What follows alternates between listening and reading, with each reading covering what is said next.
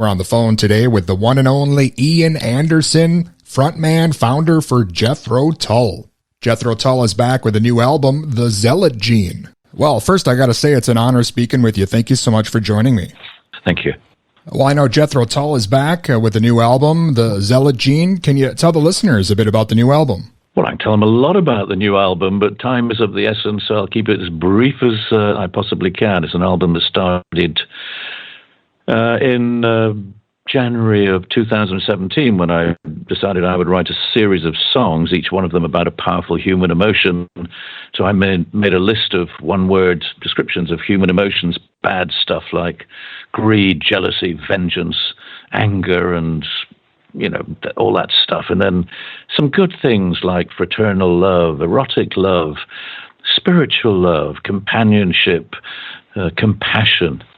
And I looked at my list of words and I thought, wow, those are all words I remember reading often in the Holy Bible. So in a whimsical moment of curiosity, I did an internet search of the use of those words in the Bible and copied some biblical text as a point of reference and put it into a document that I could use as comparisons and as metaphors or similes or analogies, writing lyrics of the songs, which are mostly set in the present day. But, I try to, just draw those little comparisons. And in case of a couple of the songs, they are more obviously related to biblical tales.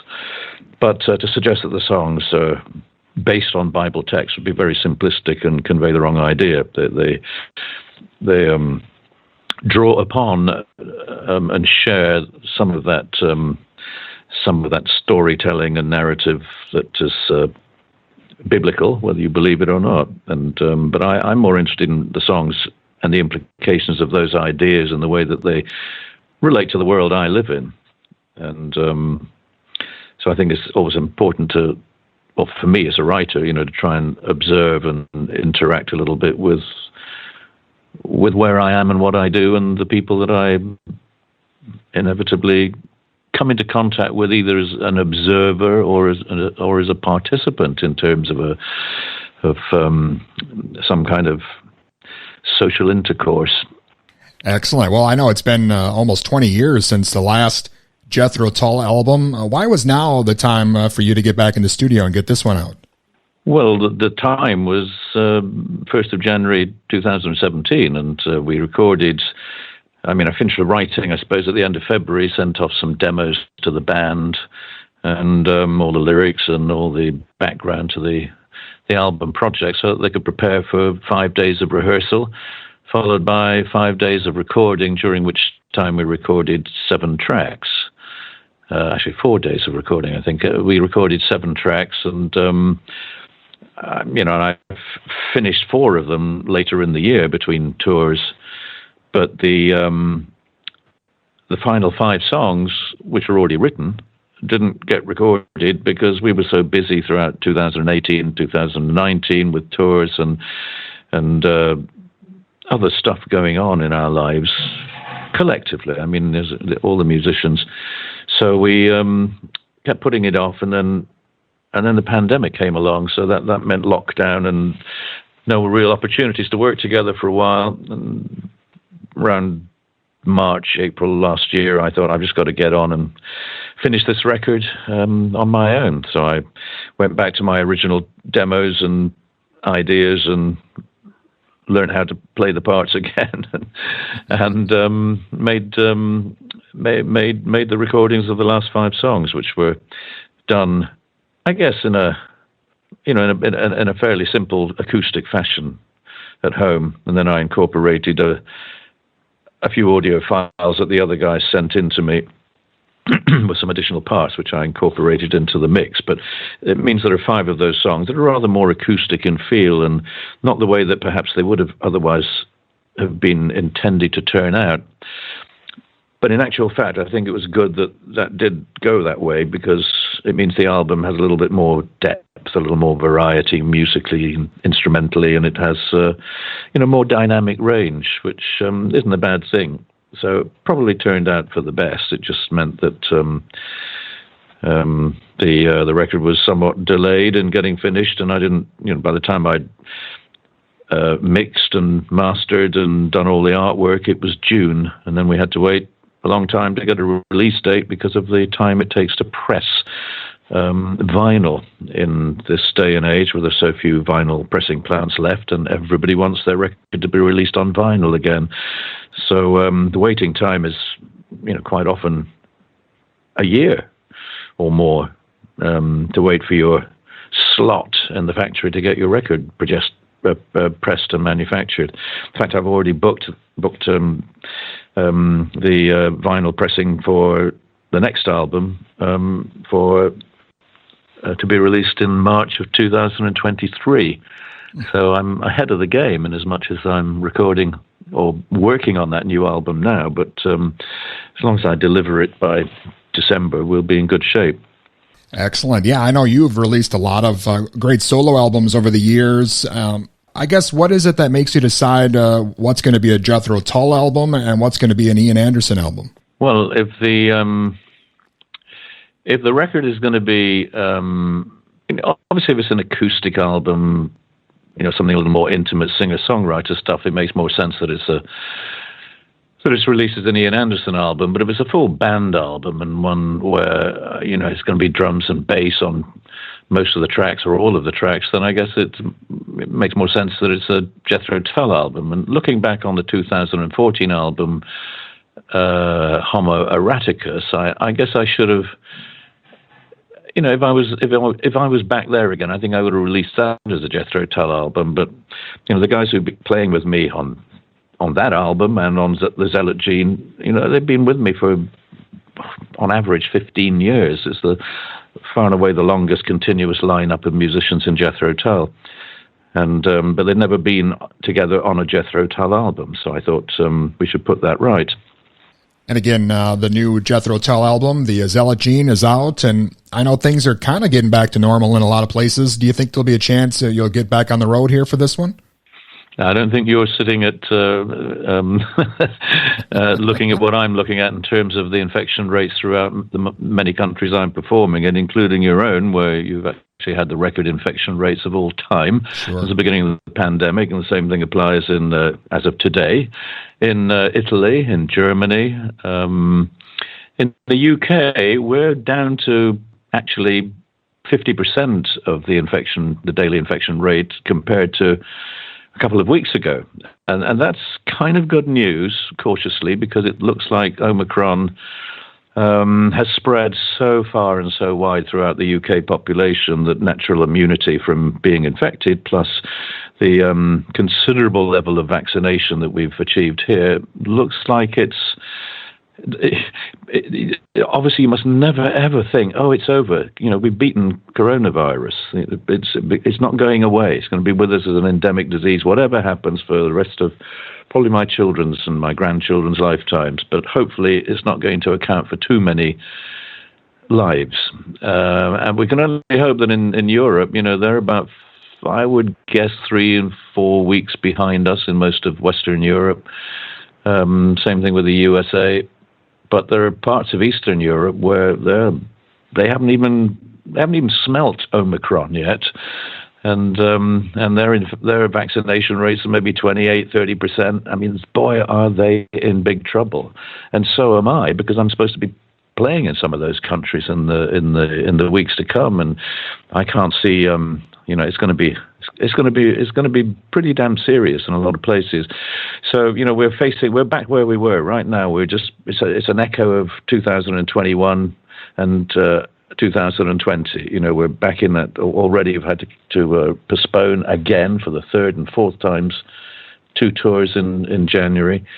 I'm hoping that some of the things in February will go ahead, but fingers crossed. And March may be the same. I think by later in April and into May, I think things will be looking better. But boy, they're not looking better at the moment. And the degree to which hospitals can cope with the rising levels of infections from those who are not vaccinated are becoming seriously ill, then there is trouble ahead. Definitely. Well, I'm glad the album at least got a chance to get out here. I know you mentioned you're working on another one, and it's about 55 years for Jethro Tull. With the longevity and the influence you've had on so many other bands, why do you think Jethro Tull is not in the Rock Hall of Fame? Do you care about that at all? Or? Well, I had a very long conversation with Bob Lefsetz yesterday about that, and I was trying to explain to him that in spite of how grateful I am for the support and encouragement from people in the music industry and then from fans, but I honestly just don't think that Jethro Tull is the right band for the Rock and Roll Hall of Fame. It's an American institution about musical Americana. And Jethro Tull, don't really have an association with typical American-styled music. I don't sing with an American accent. I don't do rock and roll or even blues. I don't think we really qualify or belong. And so I think there are many, many other bands in the USA who deserve far more to be in the American Rock and Roll Hall of Fame than Jethro Tull. And perhaps some of the bands that have been inducted into the Rock and Roll Hall of Fame who, for my money, do have nothing to do with American music whatsoever. But maybe the folks who make these decisions have a soft spot for Yes or whoever it might be, and I know for a fact that at least one of them hates Jethro Tull because that's been the case since long ago in Rolling Stone editorial offices, a deep loathing for Ian Anderson and Jethro Tull. So that might explain part of it, but I'm just repeating hearsay and sure. Anecdotal stuff that comes my way, but it's of little importance to me. Anyway, but of course, any peer group accolade is welcome, but it's not something that, for a minute, means enough to me for me to be wasting a second of my life, mourning the fact that I'm not fully appreciated where other people think I should be.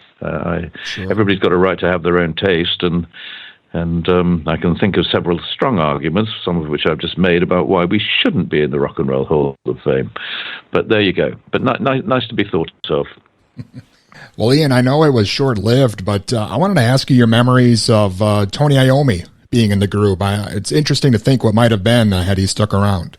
Well, it would have been frustrating for him, frustrating for me, and probably not worked out because Tony, when he came down to spend a couple of days in the studio with us rehearsing, just to see, how it might work, it wasn't easy really for him to play some of the chord shapes and elements of the music which I showed to him, and I didn't realize that he'd had a bit of serious damage to his fingers and in an industrial accident, which meant, rather like Django Reinhardt, he had to develop a style of music which he could work with.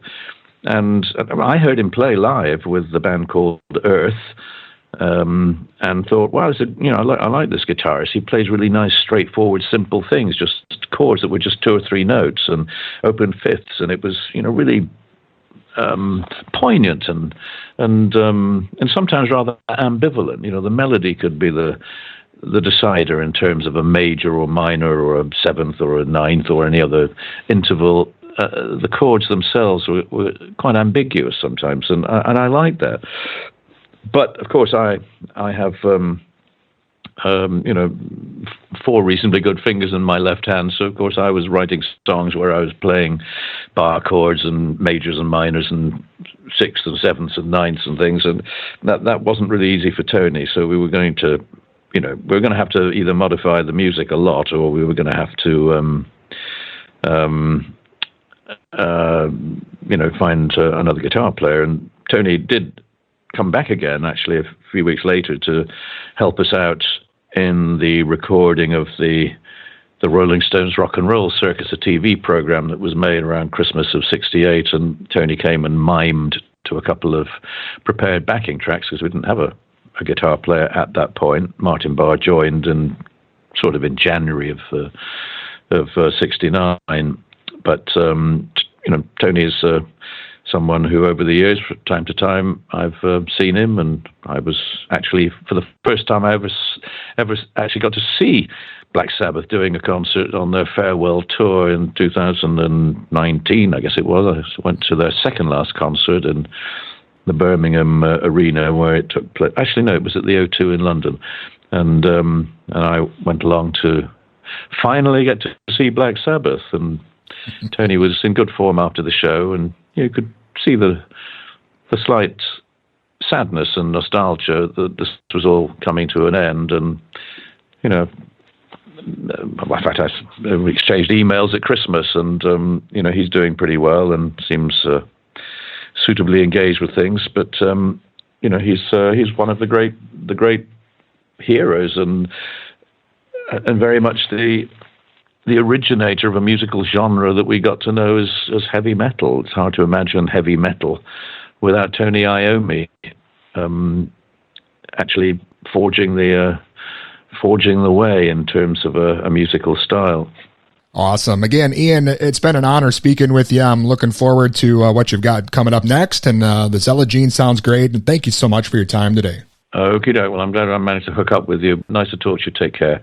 All right, you too. Thank you so much. Okay, cheers. Bye-bye now. And again, that was the one and only Ian Anderson, founder and frontman for Jethro Tull, and the new album, The Zealot Gene, is out now.